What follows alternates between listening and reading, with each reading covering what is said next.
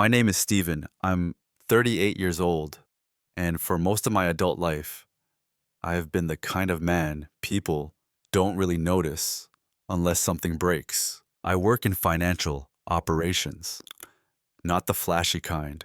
No trading floors, no glass walled offices. I sit behind systems, processes, numbers that have to line up quietly so other people can stand in front and look confident.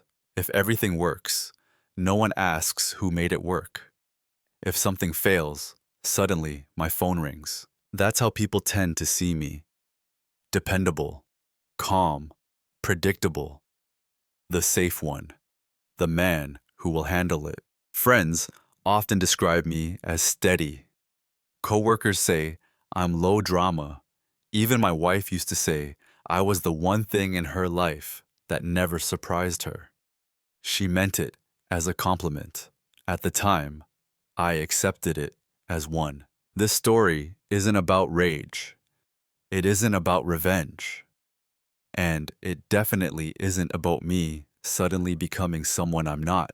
It's about what happens when you stay quiet long enough that people stop considering the possibility that you're paying attention. I'm telling this now because for a long time, I didn't think my experience counted as a story. There were no shouting matches, no broken furniture, no moment where someone slammed a door and everything changed. What happened instead was slower, quieter, almost invisible from the outside. It started with something small, a credit card charge I didn't recognize, then another, then a pattern. Eventually, I realized my wife was using my credit card to fund a life that didn't include me anymore. New routines, new places, new versions of herself that I was no longer invited into. And one night, sitting alone at my desk, I tracked the charges to a city I'd never been to. That moment wasn't explosive, it was clarifying. What followed wasn't confrontation, but observation. Not accusation, but confirmation. I didn't rush to expose anything. I didn't demand explanations. I didn't try to win an argument that hadn't officially started. I chose honesty with myself first. Over the course of this story, you'll hear about how quiet roles get assigned in relationships, how disrespect can become normalized when it's subtle enough, and how silence, when chosen deliberately, can shift power without anyone raising their voice. There's no hero here, no villain either, just people making assumptions, and one person deciding to stop living inside someone else's expectations. I'm sharing this not to prove I was right, but to be precise about what really happened, emotionally, practically, and ethically. So before we go any further, let me ask you something gently and honestly. Have you ever been so reliable, so calm, so fine, that people forgot you might one day decide differently? To understand what came later, you have to understand who I was to the people around me before anything happened. I was the background constant. At work, I was the guy everyone looped in last. Not because I was unimportant, but because they assumed I'd be there anyway. My manager trusted me with systems that hadn't been touched in years. Steven will know, they'd say, half joking, half relieved. I didn't push for visibility. I didn't correct people when they took credit for outcomes I'd quietly stabilized weeks earlier. I believed competence spoke for itself. At home, the role was even clearer. I was the steady husband, the safe husband, the one who paid bills on time, remembered renewal dates, kept the credit clean, fixed problems before they turned into conversations. My wife liked to tell friends how lucky she was that I handled all the boring stuff. They'd laugh. I'd smile. It sounded harmless. But over time, boring stopped meaning peaceful. It started meaning irrelevant. Decisions began happening around me instead of with me. Weekend plans I'd hear about after they were already booked. Purchases explained casually, as if my approval were a technicality rather than a partnership. When I asked questions, they were answered, but in a way that suggested the questions themselves were unnecessary. You worry too much, she'd say lightly. You always figure it out, she'd add, smiling. And I did. That was the problem. People mistake consistency for passivity. When you don't react emotionally, they assume you don't react at all. When you don't demand attention, they assume you don't need respect. And when you absorb inconvenience without complaint, they start to believe inconvenience doesn't register. I became the emotional equivalent of infrastructure. Important but unseen, expected to function, never expected to respond. Friends came to me with their problems, not their celebrations. I was the listener, the advisor, the one who could be trusted not to judge or overreact. I didn't mind. I valued being useful. Being needed in quiet ways felt mature, responsible. But usefulness is a dangerous identity if it's the only one you're allowed to have. No one asked what I wanted anymore, not because they were cruel, but because they'd stopped imagining I might want something different. Even I wasn't sure when that shift happened. It crept in gently, disguised as stability, and I participated in it. I told myself this was what adulthood looked like, that calm marriages didn't require constant alignment, that being the reliable one meant sacrificing visibility, that if something truly mattered, someone would say it out loud. What I didn't realize then was that roles, once assigned, harden quickly, and silence doesn't delay that process. It accelerates it. By the time subtle dismissals appeared, they didn't feel like insults. They felt like expectations being fulfilled. I was the man who wouldn't make a fuss, the man who wouldn't pry, the man who would clean up quietly. So when small inconsistencies appeared, financial ones, emotional ones, I didn't confront them. I cataloged them. That was my nature. Observe first, understand before reacting. If you'd asked anyone around me back then who Stephen Hale is, they would have said the same things. He's solid.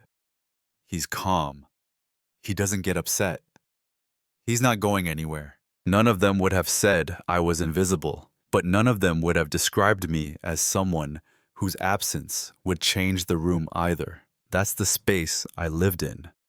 Trusted, but underestimated. Included, but not considered. Valued for function, not presence. And when you live there long enough, people start building new lives on top of your reliability, assuming the ground beneath them will never shift. They never ask what happens if it does. The first time something felt wrong, it was easy to dismiss. It wasn't dramatic, no argument, no accusation, just a moment that landed slightly off, like a word spoken with the wrong emphasis. We were sitting at the kitchen table on a Tuesday night, nothing special, leftover pasta, the TV murmuring in the background. I had my laptop open, reconciling accounts, the way I always did at the end of the month. A charge caught my eye. It was small enough to ignore. $42 and some change. A boutique clothing store, not unusual on its own. My wife had always liked little places like that. The part that made me pause wasn't the amount. It was the location. I asked about it casually, not accusatory, just factual. Hey, I said, turning the screen slightly toward her. Do you remember this charge from last week? She glanced at it for half a second. Oh, yeah, I grabbed something after work. That should have been enough. But something in the way she said it, too quick, too smooth, made the explanation feel prepackaged, like it had been waiting. I nodded, closed the laptop. Let it go. That's how these things start. Not with confrontation, but with a decision to preserve peace.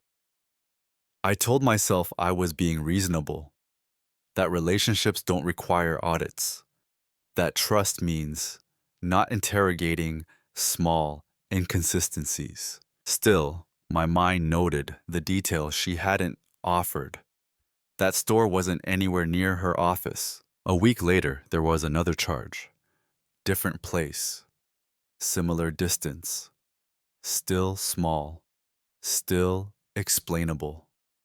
When I asked this time, she smiled. "You really notice everything, don't you?" she said, lightly teasing. It wasn't cruel, it wasn't angry, but it landed as a correction. I laughed it off, made a joke about spreadsheets, rotting my brain. That was easier than explaining the quiet discomfort blooming in my chest. Easier than saying, "This doesn't line up, and I need to understand why." What I didn't say mattered more than what I did, because the first real cut isn't the action itself. It's the moment you realize your curiosity is unwelcome. From then on, the pattern repeated in tiny ways. She'd make plans and inform me later. Use phrases like, "I assumed you'd be fine with it." Borrow things without asking, return them differently, or not at all. Each time, nothing worth a fight, nothing worth naming. And because nothing was named, nothing was addressed. Everyone else saw a healthy couple. We didn't argue. We didn't post passive-aggressive messages. We didn't involve friends. We smiled at dinners. We functioned. I told myself that marriages evolve, that independence was a good sign, that I didn't want to be the controlling husband, counting receipts and questioning movements. So I adjusted inward instead. I became quieter with my questions, shorter with my pauses, more careful with what I asked, when I asked it, and how it might sound. I learned to phrase concern as curiosity, curiosity as humor, and humor as nothing at all. What I didn't realize was that every time I did that, I was teaching her something. I was teaching her that explanations were optional, that my awareness didn't require acknowledgement, that my silence could be counted on to smooth over edges. The cut was small, almost surgical, clean enough that it didn't bleed outward, but it stayed open. And while everyone else continued, as if nothing had changed, my attention sharpened, not in suspicion, but in pattern recognition.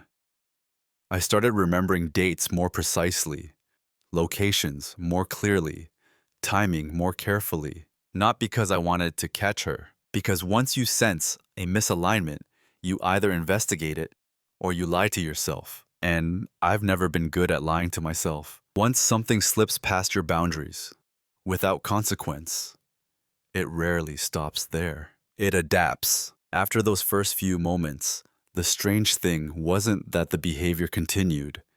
It was how quickly it became normal.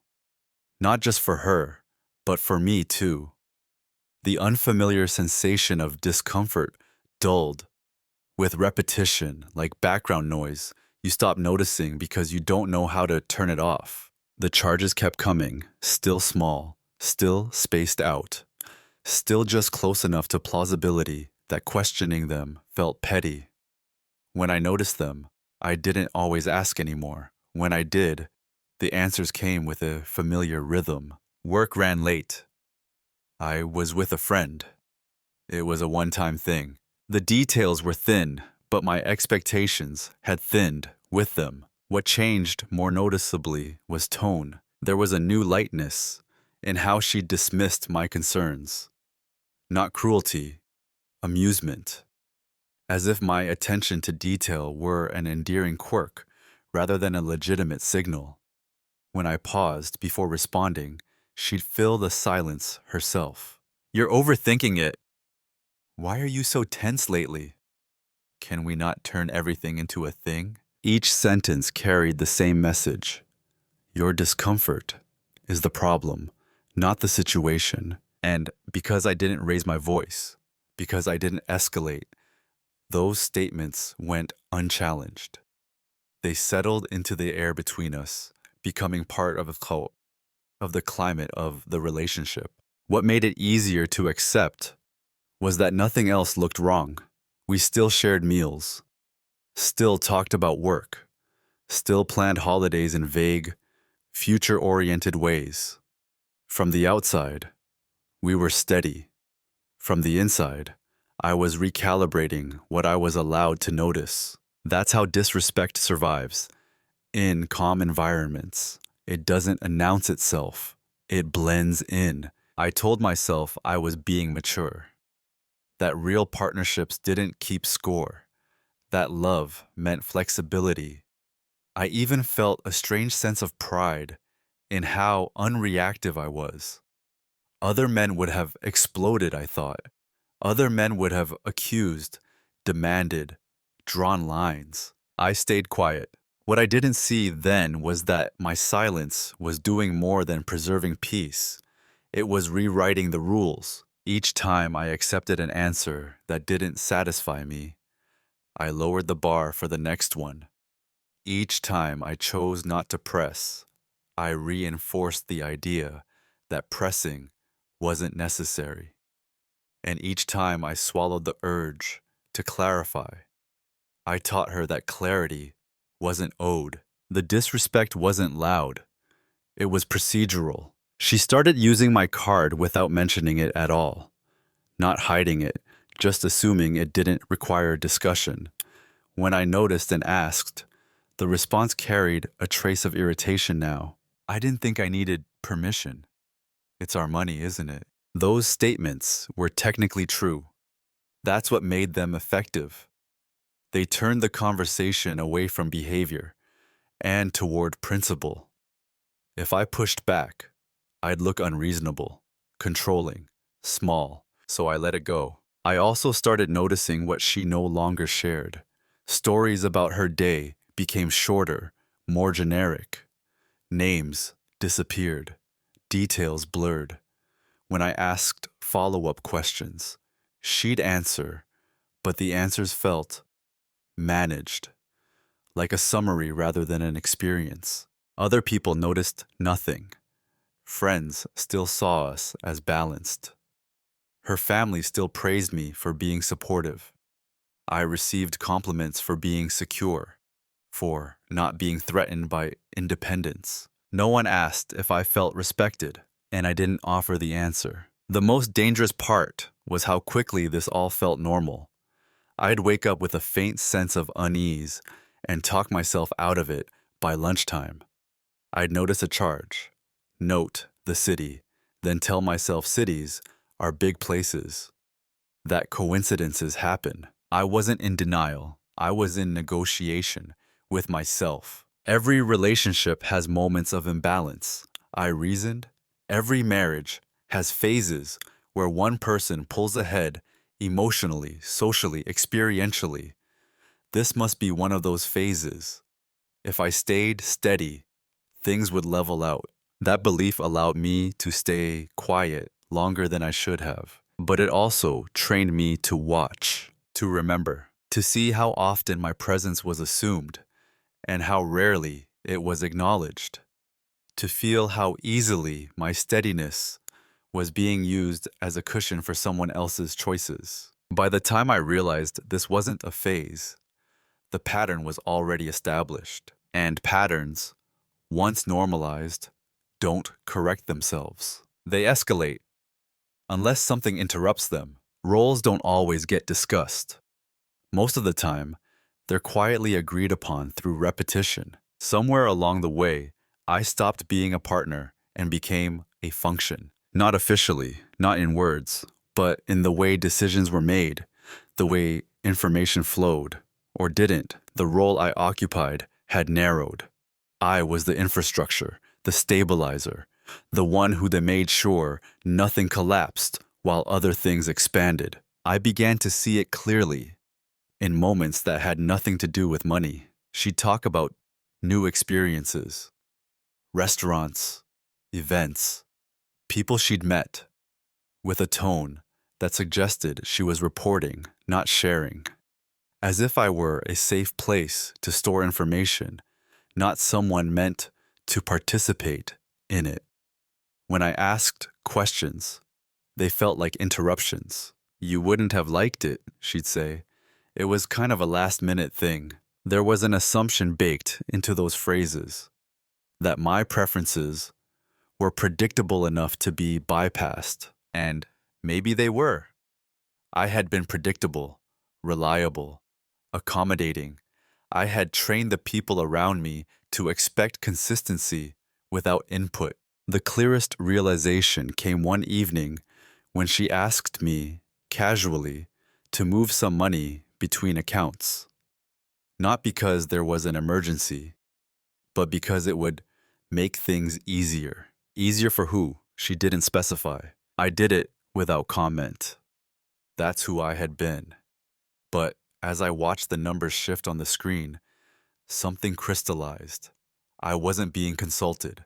I was being utilized. The role I'd been assigned was simple: keep the system running. I was expected to be calm when plans change, flexible when boundaries blurred, supportive when explanations thinned. My reliability had become a permission structure for someone else's autonomy. And the most uncomfortable part was realizing how little resistance that role encountered from me. No one forced it on me. I stepped into it willingly, mistaking self-erasure for maturity. In conversations with friends, the pattern was similar. I was the one people leaned on, not the one they checked in with. The listener, not the storyteller. The stable reference point against which others measured their chaos. You're so grounded, they'd say. I wish I had your patience. What they didn't see was that patience, unexamined, can become a trap. At home, my wife began speaking in I statements that excluded me entirely. I'm thinking of changing things up. I need more space lately. I just want to feel like myself again. Those sentences weren't wrong, but they floated freely, unattached to any sense of us. And because I didn't challenge that separation, it solidified. The role assignment was complete when I realized she no longer checked my reactions, not because she didn't care, but because she had learned, through repetition, that my reactions would be manageable, quiet, contained, non-disruptive. I had become the man you don't have to account for. That's a dangerous position to occupy in any relationship. When someone stops factoring you into their decisions, they also stop preparing for your response. They assume there won't be one. And maybe that's why the next phase unfolded the way it did. Not out of malice, but out of certainty.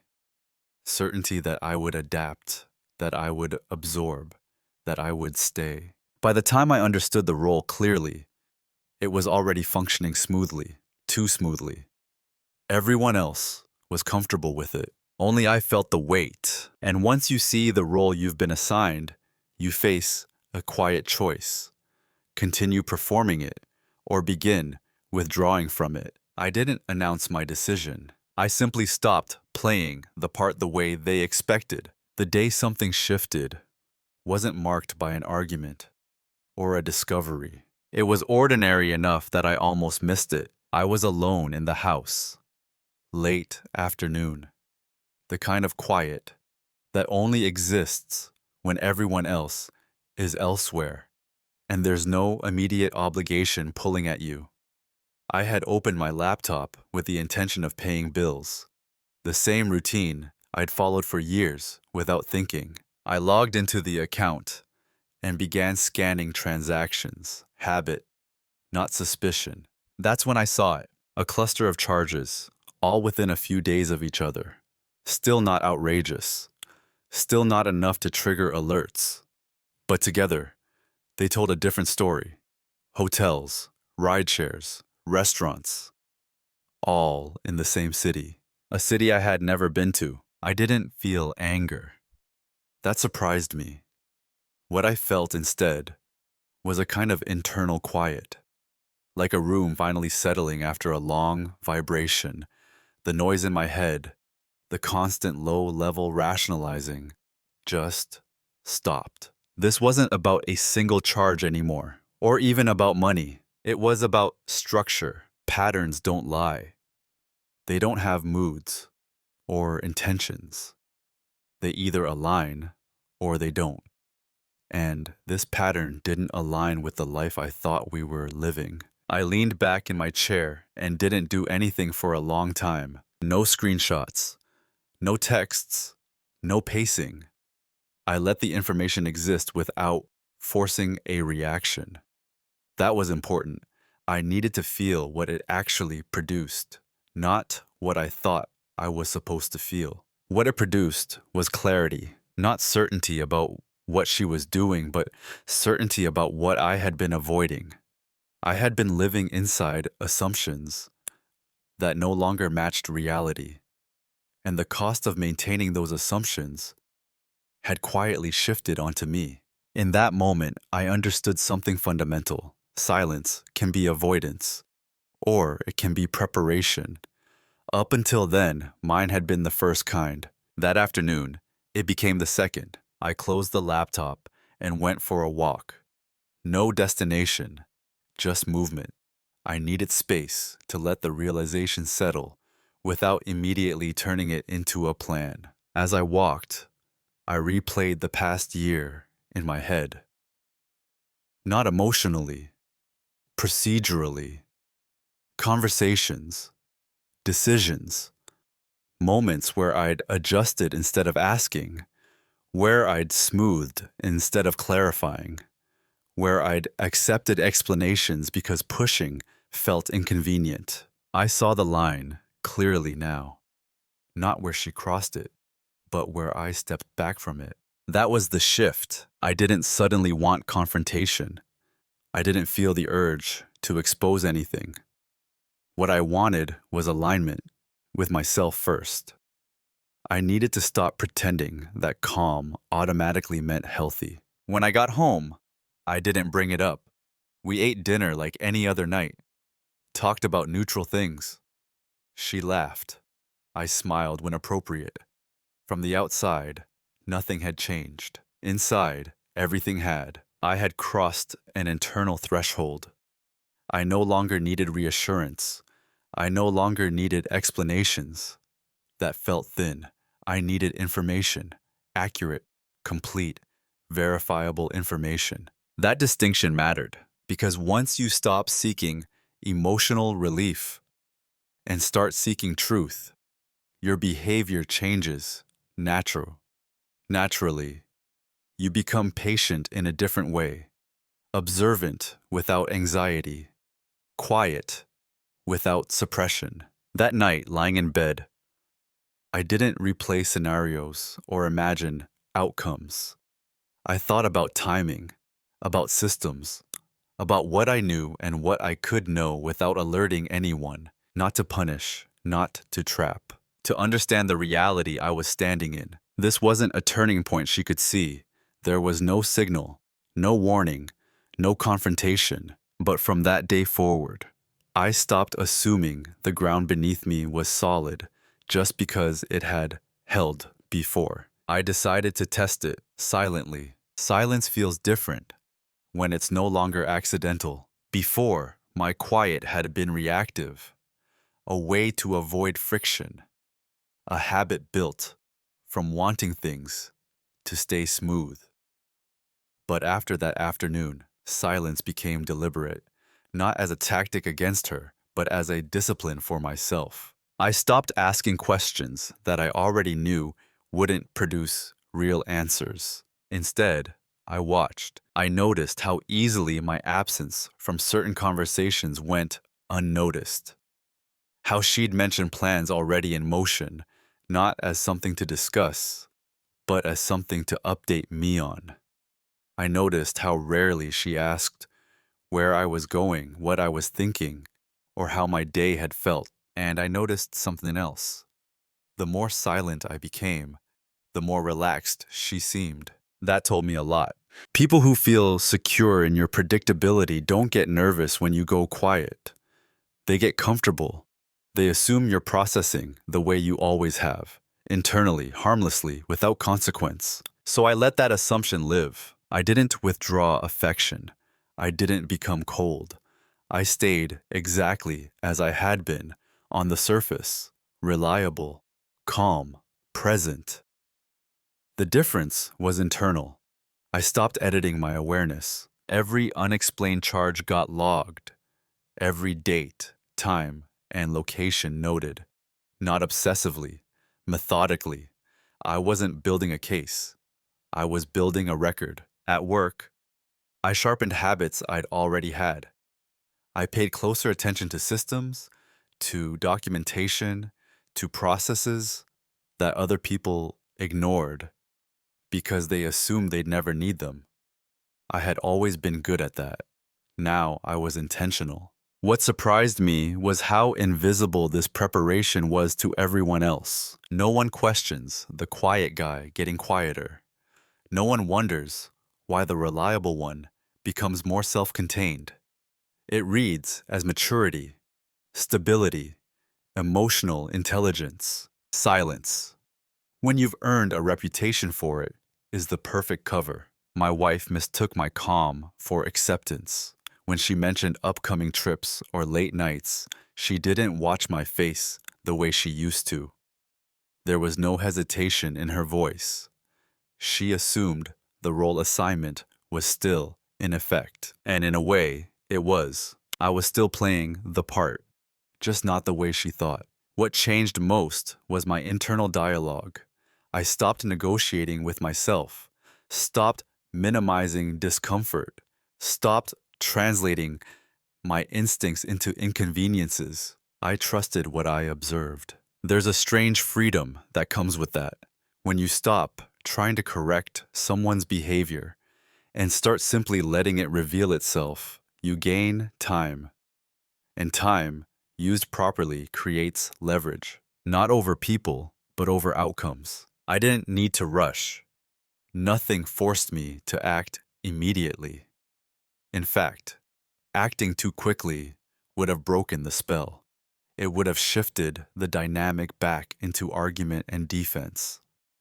That wasn't what I wanted. I wanted clarity without distortion, so I let silence do what confrontation couldn't. Create space for truth to surface on its own. I documented patterns. I cross-referenced dates. I noticed how often explanations relied on my assumed ignorance. I paid attention to what was said easily and what was avoided entirely. And I did all of this without changing my tone, my routines, or my expressions. From her perspective, nothing was wrong.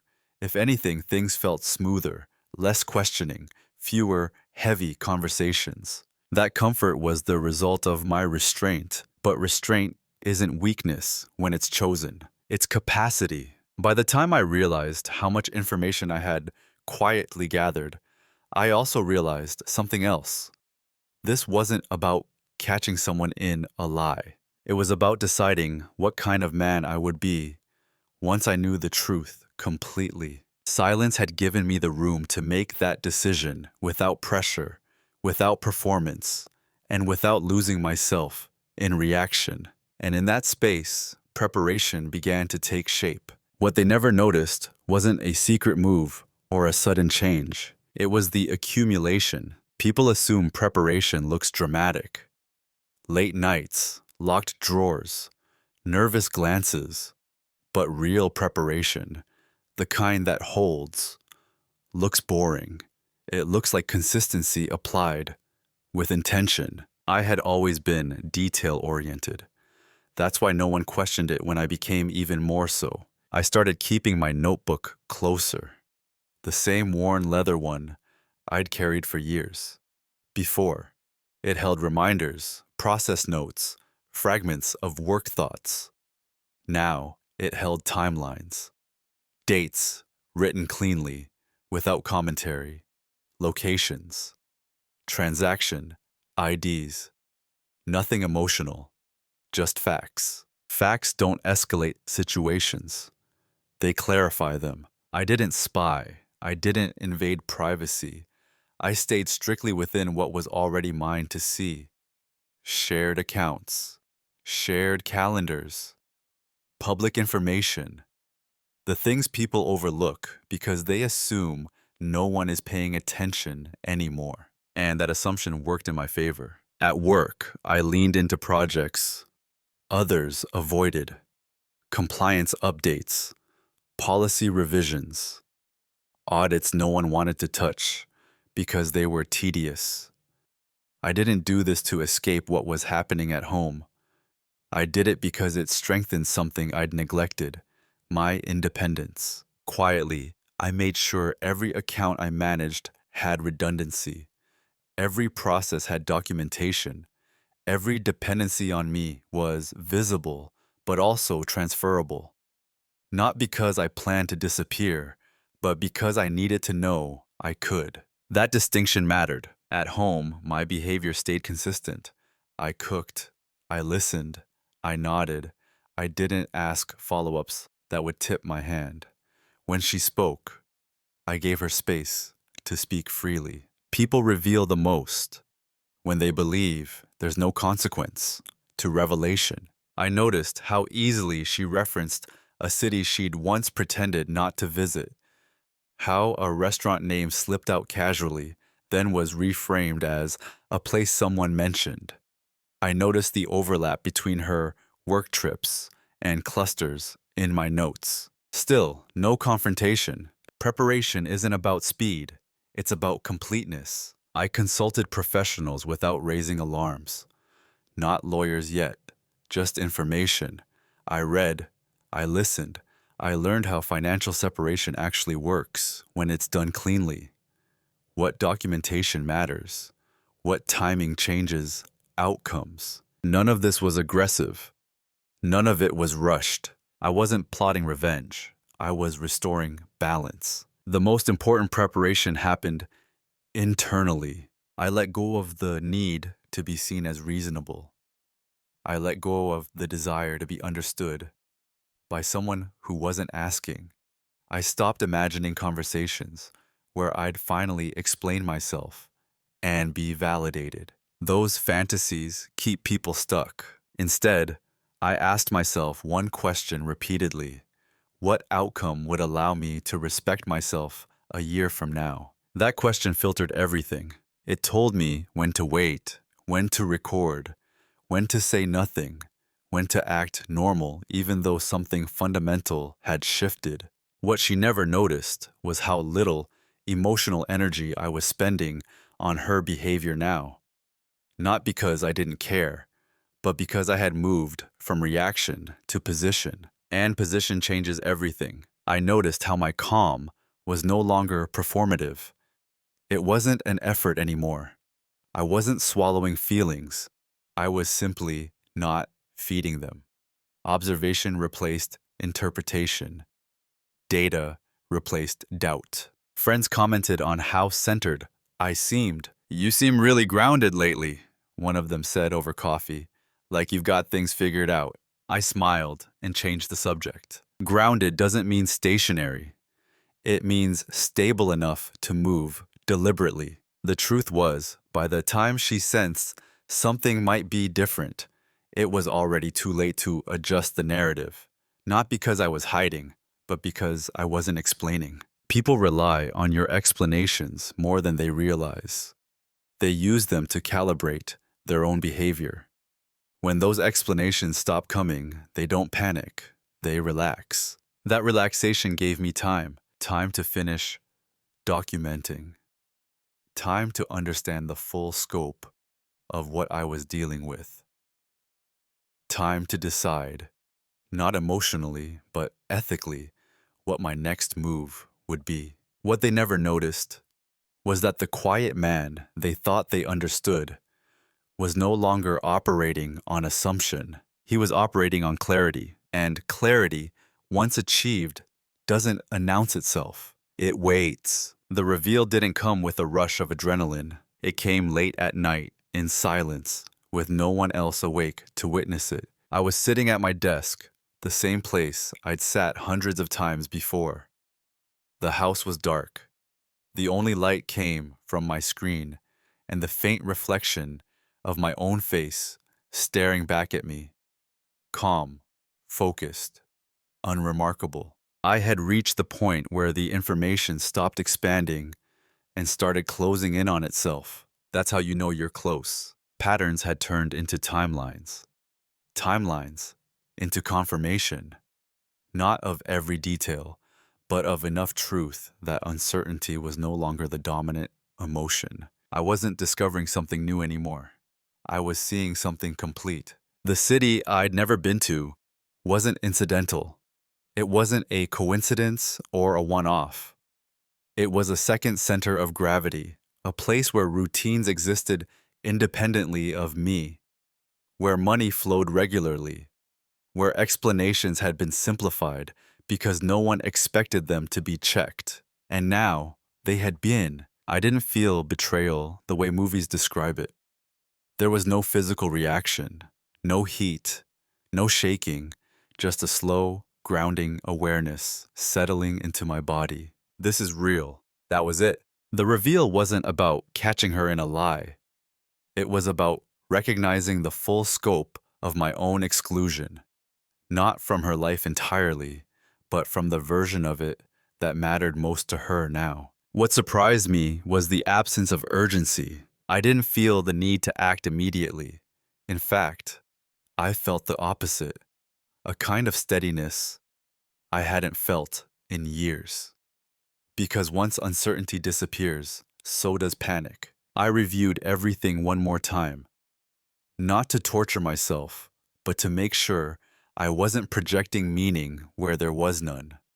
I double-checked dates, cross-referenced locations, looked for contradictions that would force me to reconsider. They weren't there. That was the moment leverage became clear, not as power over her, but as freedom for me. I now knew more about the situation than she assumed, and that asymmetry mattered. Not because I planned to use it against her, but because it allowed me to move without needing permission, explanation, or validation. I closed the notebook and didn't open it again that night. Instead, I sat with what this knowledge required of me. There are moments when you learn something that demands a response. Not immediately, but inevitably. This was one of them. I couldn't unknow it. I couldn't fold it into routine and pretend it was manageable. But I also didn't feel compelled to expose it. Exposure is about forcing acknowledgement. I didn't need that. What I needed was alignment. Alignment between what I knew and how I lived. I thought about the man I had been, the role I'd played, the expectations I'd accepted because they kept things smooth. And I realized that this knowledge didn't turn me into someone else. It simply removed the last excuse I had for staying where I was. That was the private reveal, not of her actions, but of my own position. I was no longer reacting to a relationship. I was evaluating a structure. And structurally, it no longer supported mutual respect. The next morning, I woke up at the same time as always, made coffee, asked about her day, listened, responded appropriately. Nothing in my behavior changed. But internally, the equation had shifted. I was no longer waiting for her to choose me again. I was deciding what I would choose once I acted. That distinction is quiet, but irreversible. The reveal didn't make me angry. It made me precise. And precision is dangerous. Not because it hurts people, but because it removes ambiguity. It leaves no room for self-deception. From that moment on, everything I did would be informed by truth instead of hope. Not rushed, not emotional, just clear. Knowing the truth doesn't force action. It offers options. That's what made this phase harder than discovery. Discovery simplifies things. Decisions complicate them. Once the picture was complete, I didn't rush to choose. I laid the options out carefully, the same way I would any system that needed restructuring. Not emotionally, logically. Each path had consequences. not just for her, but for the man I would have to live as afterward. The first option was confrontation. Sit her down, present what I knew, ask for explanations I already understood, demand honesty now that deception was no longer convenient. It would have been satisfying, in the short term, clear, direct. It would have forced recognition of my awareness, of my presence, but it would also have shifted the dynamic immediately into defense. Tears, justifications, rewriting timelines, minimizing intent. It would become about her reaction, not my clarity, and I would still be responding to her behavior instead of acting on my own terms. The second option was endurance. Say nothing. Let things continue as they were. Absorb the knowledge privately and maintain the structure because it was familiar, comfortable in its own way, predictable. I knew exactly what that would cost me. It would require turning precision back into numbness, returning to the role of the quiet stabilizer while slowly eroding my own self-respect.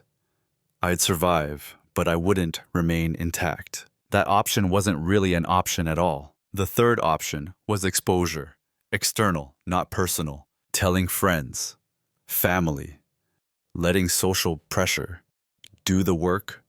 Confrontation couldn't. Forcing accountability through visibility. I dismissed that quickly. Public exposure is often just outsourced emotion. It creates noise, not resolution. It also invites other people's interpretations, judgments, and agendas into something that needed to remain clean. I didn't want chaos. I wanted closure. That left the final option: action without announcement. Restructuring my life quietly, deliberately, and legally, so that when the moment of recognition finally arrived, it wouldn't be a debate. It would be a reality. This option required patience. It required restraint. It required me to continue appearing exactly as I had been while internally shifting my footing, but it honored my values. No cruelty, no humiliation, no sudden detonations, just consequence. The decision point wasn't a single moment. It was a week of reflection, compressed into a single conclusion. I would act in a way that didn't require her understanding to be valid. That was the irreversible part. Once you choose to move without needing permission or agreement, the relationship as it existed is already over, whether anyone knows it yet or not. I wasn't leaving emotionally in secret. I was leaving structurally in advance. That distinction matters. Emotionally, leaving creates confusion. Structurally, leaving creates stability. I set my timeline carefully, not rushed, not indefinite. Each step had a purpose. Each action had to stand on its own, ethically, even if it were later examined under harsh light. I asked myself one final question before committing. If she never understands why I did this, will I still be at peace with how I did it? The answer was yes. That's how I knew. The decision didn't harden me. It didn't make me cold. It made me calm in a way I hadn't been before.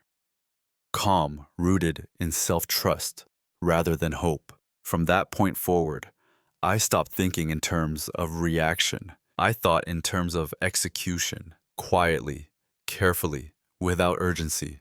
The path was chosen, and once chosen, it didn't need to be revisited. Once the decision was made, everything slowed down. Not because I hesitated, but because I no longer needed to rush.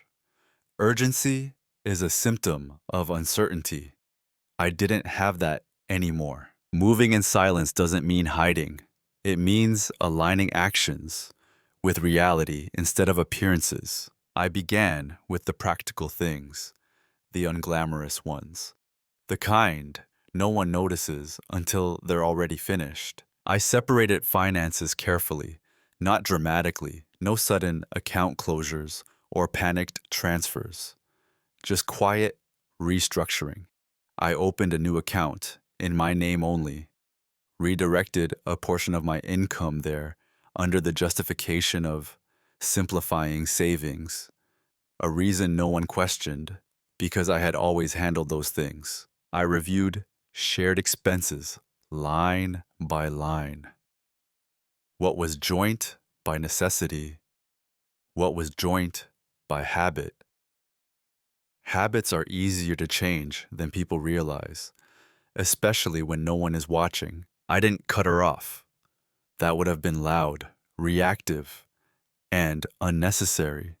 I simply stopped expanding access at work. I finalized contingencies I'd been preparing for weeks, updated documentation, clarified responsibilities, made myself less indispensable, not out of spite, but out of self-respect. A man should be able to leave any system without it collapsing. Otherwise, he's not valuable. He's trapped. No one noticed. That was the point. At home, I remained consistent, warm enough, present enough, predictable enough that nothing felt threatened. I didn't withdraw affection or attention. I didn't interrogate her schedule or question her explanations. From her perspective, things felt easier. Less tension, less questioning, fewer moments that required justification. My silence read as trust, and trust, when assumed rather than earned, creates complacency. I watched her grow more comfortable in that space, more open about future plans that didn't include me, more relaxed about using shared resources without explanation. Each of those moments confirmed that my timing was right. I consulted a lawyer quietly, not to initiate anything, but to understand process. What mattered? What didn't? What would complicate things later if handled incorrectly now? Knowledge removes fear. Structure removes drama. I wasn't preparing for a fight. I was preparing for a clean ending. The strange part was how normal life felt during this time. We laughed occasionally, ate dinner together, discussed neutral topics. From the outside, nothing suggested a fracture. Inside, I felt lighter, not relieved, just unburdened. Because once you stop trying to be understood by someone who stopped listening, a lot of emotional weight disappears. You stop performing clarity. You let actions speak quietly instead. The days passed without incident. That's how I knew I was doing it right. No alarms, no emotional spikes, no sudden suspicion. Moving in silence works best when it looks like nothing at all. I wasn't erasing myself from her life yet. I was repositioning myself within my own. Each step was reversible individually, but together they formed a direction that wasn't. That's the difference between reaction and strategy. Reaction seeks release. Strategy seeks outcome. And the outcome I was moving toward didn't require her agreement, her understanding, or her approval. It only required consistency. By the time the consequences began to surface, the groundwork would already be done. And when that moment came, there would be nothing left to argue about, only reality arriving quietly. Consequences rarely arrive all at once. They start as friction, small resistances in places where movement used to be effortless.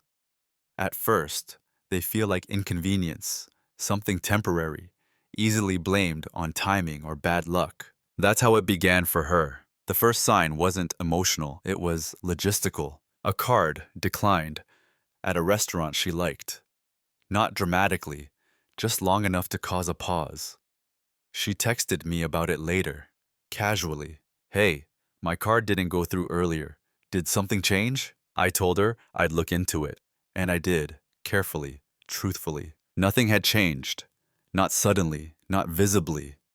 The access, she assumed, had simply stopped expanding to cover new ground.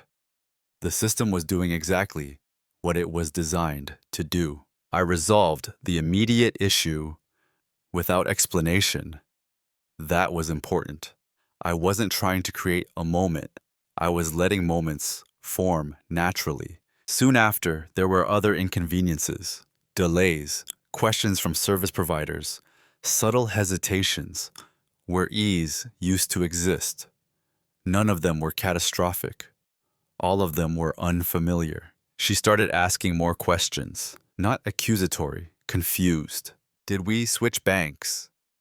Why is this taking longer than usual? I answered calmly, factually, without volunteering more than was necessary. From her perspective, something felt off, but there was no clear cause, no argument to point to, no dramatic shift in my behavior to latch onto.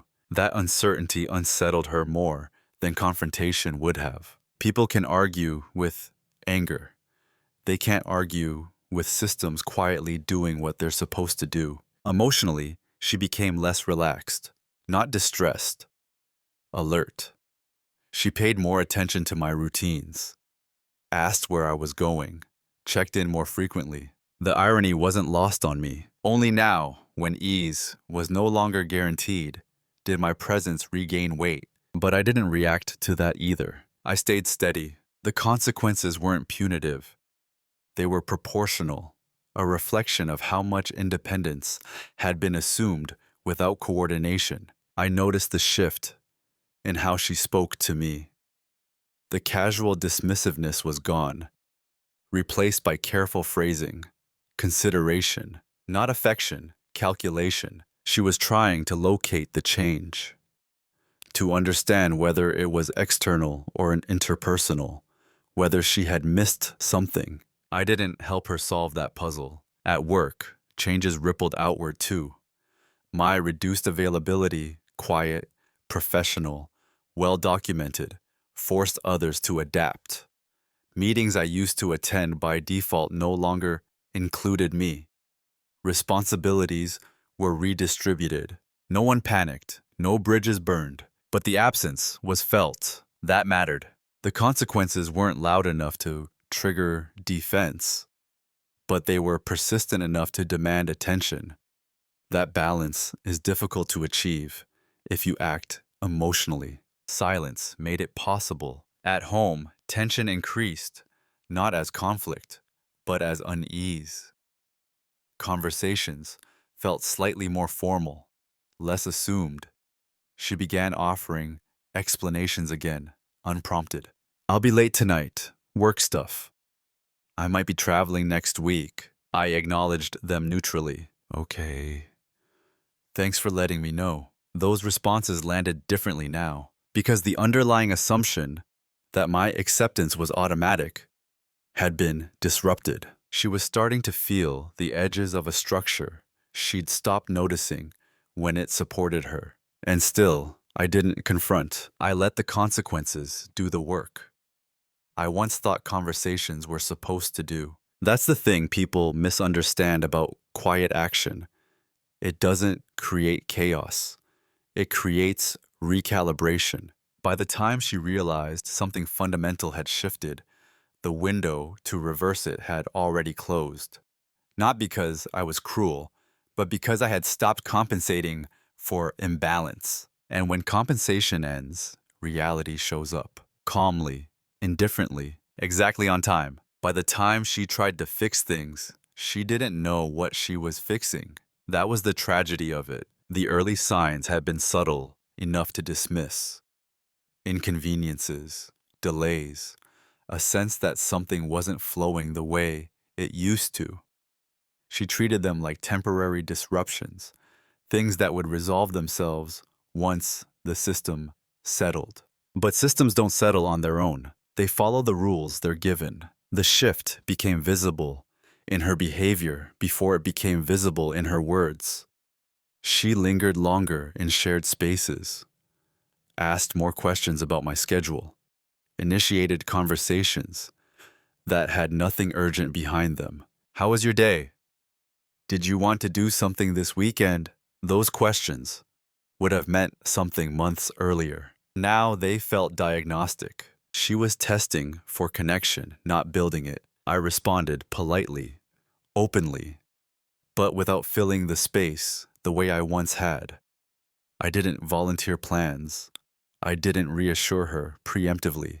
I let conversations end naturally instead of stretching them for comfort. That absence unsettled her. She began offering explanations for things I hadn't questioned, adjusting plans to include me after the fact, mentioning details she'd once edited out. It was an attempt to rewind, not to a specific moment, but to a version of me she felt slipping away. The problem was that version no longer existed, not because I'd hardened, but because I'd outgrown the role that sustained it. One evening, she tried something more direct. I feel like you've been distant lately, she said, carefully, not accusing, just stating. I didn't argue. I didn't deny it either. I've been quieter, I said. That's true. She waited, expecting more. I didn't give it. That silence did more than any explanation could have. It forced her to sit with the uncertainty instead of outsourcing it to reassurance. Panic didn't arrive all at once. It crept in. Questions became more frequent. Her tone shifted from casual to concerned. She watched my reactions more closely. But the foundation she was standing on was already gone. Fixing something requires understanding where it broke. She was guessing. She suggested counseling. I didn't refuse. I didn't agree. I said I'd think about it. Thinking had already been done. She suggested a weekend away, a reset, a change of scenery. I asked her where she had in mind. She hesitated. That hesitation told me everything. It wasn't that repair was impossible. It was that meaningful repair required honesty that would unravel the version of reality she'd been living in. And that version had already reached its expiration date. I wasn't punishing her by withholding explanation. I was honoring the truth by not offering false hope. There's a difference. The hardest part was watching her oscillate between confidence and fear. One moment assuming things would stabilize, the next sensing that something irreversible was underway. I didn't correct either assumption, because clarity can't be forced. It has to be faced. By the time she realized this wasn't a phase, wasn't stress or work or mood, the structure was already set, financially, logistically, emotionally. Too late to fix didn't mean too late to understand. It meant too late to renegotiate the terms without consequences. I wasn't angry. I wasn't cold. I was finished compensating. And once compensation stops, there's no quick repair, only reckoning, quiet, unavoidable, already in motion. The confrontation didn't happen the way people imagine confrontations are supposed to happen. There was no raised voice, no list of accusations, no dramatic reveal laid out like evidence in a courtroom. It happened on a quiet evening after dinner when there was nowhere else to rush to and no distraction left to hide behind. She sat across from me at the table, hands wrapped around a mug she wasn't drinking from. I could see the tension in her shoulders. Not fear, exactly, but readiness. The kind that comes when someone knows a conversation can't be postponed any longer. Are we okay? She asked. The question wasn't emotional. It was strategic. A final check to see whether reassurance was still available. I took a moment before answering, not to calculate, but to stay honest. We're stable, I said, but we're not aligned. That was the first time I'd used that word out loud. She frowned slightly. What does that mean? It means, I said calmly, that the life you've been living and the role I've been playing stopped matching a while ago. She waited for more, for details, for emotion. I didn't provide either. Instead, I said, I've known for some time that parts of your life don't include me anymore. Her eyes flickered. not in shock, but in recognition. She had suspected this moment was coming. She just hadn't expected it to be this composed. "I never meant to hurt you," she said quickly. "Things just evolved." "I know," I replied, and I meant it. That acknowledgement disarmed her more than anger ever could have. There was no enemy to fight, no overreaction to counter. "So why didn't you say anything?" she asked. This was the only question that mattered. "Because," I said, "by the time I could have said something, I was already being answered by your actions." Silence settled between us. Not awkward, final. I didn't list the charges. I didn't name the city. I didn't describe what I'd tracked or how long I'd known. Those details would have shifted the conversation into defense and justification. That wasn't the point. The point was recognition. I didn't want to argue about facts, I continued. I wanted to understand what kind of future made sense once the facts were clear. Her voice softened. "And what did you decide?" "That I won't stay in a structure where I'm assumed, but not considered." There was no accusation in that sentence, just a boundary stated too late to negotiate. She tried once more, carefully. "Is there anything we can do now?" I met her eyes, not cold, not angry, not to return to what this was, I said. That version depended on me being quiet in ways I can't be anymore. She nodded slowly. The weight of that landed fully. This wasn't rejection. It was reality. We talked a bit longer after that. Logistical things, timelines, practicalities. The tone never changed. Neither of us cried. Neither of us raised our voice. When it ended, it felt complete. That's what the people don't tell you about real confrontation. It doesn't always burn. Sometimes it cools everything down so completely that there's nothing left to hold on to. As I stood up from the table, I realized something important. This wasn't the moment I took power. It was the moment I stopped giving it away. After everything was said, life didn't collapse. It simplified. That surprised me more than anything else. There was no dramatic aftermath, no social fallout, no drawn-out hostility. Just a series of quiet adjustments as two lives that had been overlapping out of habit began to separate with intention. I moved into a smaller place, not far from where we'd lived before. Nothing temporary, nothing extravagant. Just a space that felt deliberate, furnished slowly, sparingly. Each object chosen because it served a purpose or carried meaning, not because it filled a gap. For the first time in years, my surroundings reflected my internal state. At work, my role shifted. I took on fewer reactive responsibilities and more defined ones, not because I asked for promotion or recognition, but because I stopped absorbing work that wasn't mine. The clarity I'd developed at home translated outward naturally. People adjusted. They always do. What changed most was how I related to myself. I no longer described myself as easygoing or low maintenance. Those labels had been convenient for others, but incomplete for me. I learned that calm doesn't require self-erasure, that being reliable doesn't mean being endlessly adaptable. I became more selective with my attention, not withdrawn, just precise. When I listened now, it was because I chose to, not because I felt responsible for holding space at my own expense.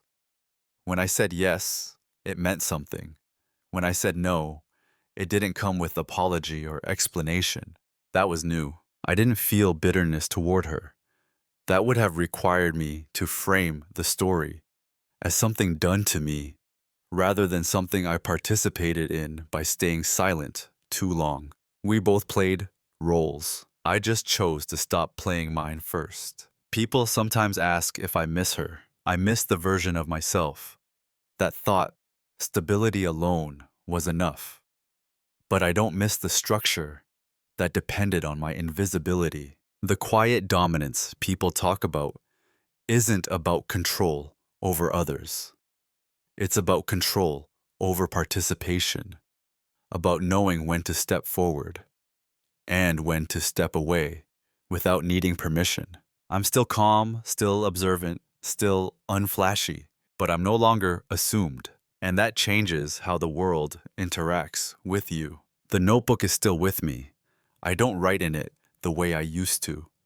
Now it holds ideas, plans, reflections, things that belong to me alone. That's the difference. I didn't win. I didn't get revenge. I didn't prove anyone wrong. I aligned. And alignment, once established, is remarkably peaceful. I don't raise my voice. I don't chase closure. I don't replay conversations in my head. I live in a way that doesn't require me to be quieter than I am. That's who I am now. Not louder, just present. When people hear this story, they often ask what the lesson is. They expect something sharp, a warning, a rule to follow so they don't end up where I did. But the truth is quieter than that. What happened to me didn't begin with betrayal. It began with assumption, with the idea that calm equals consent, that reliability equals permanence, that silence equals agreement. None of those things are true. The real damage didn't come from what my wife chose to do with her freedom. It came from how long I chose to shrink mine in order to keep things comfortable. That's the part that's hardest to admit. No one forced me into invisibility. I stepped into it gradually, telling myself I was being mature, patient, supportive. And for a long time, that felt like strength, until it wasn't. Quiet dominance isn't about waiting until you can overpower someone. It's about recognizing when you've been overpowering yourself, smoothing, adjusting, minimizing, so others don't have to feel friction. And friction isn't always bad. Sometimes, it's the only signal that something needs to be addressed. I didn't leave because she changed. People change. That's normal. I left because the structure we were living in required me to stay unchanged while everything else moved around me. That's not partnership, that's maintenance. What I want you to take from this isn't suspicion or fear or the urge to monitor the people you love. It's awareness. Pay attention to who you're becoming in order to keep the peace. Notice whether your calm is chosen or expected. Ask yourself whether the role you're playing still fits the life you're living. And if it doesn't, you don't have to explode to change it. You can step back, observe, prepare, align quietly. The most powerful decisions I've ever made weren't announced. They weren't justified. They weren't explained until they no longer needed to be. They were simply lived. I'm not telling this story to be admired. I'm telling it because there are a lot of people walking around right now who are trusted, relied on, and quietly taken for granted, who think that's just the price of stability. It isn't. You can be calm without being invisible. You can be supportive without being sidelined. You can love without disappearing. Sometimes, the strongest thing you can do is stop compensating and see what stands when you don't. I'll leave you with this question, not as a challenge, but as an invitation. Have you ever realized, a little too late, that the version of you everyone depended on was the version that was costing you the most? If you have, I'd like to hear how you handled it. And if you haven't yet, maybe this is your moment to notice. Cảm ơn bạn đã theo dõi. Hãy bấm đăng ký và bật chuông để luôn cập nhật nội dung mới. Hẹn gặp lại.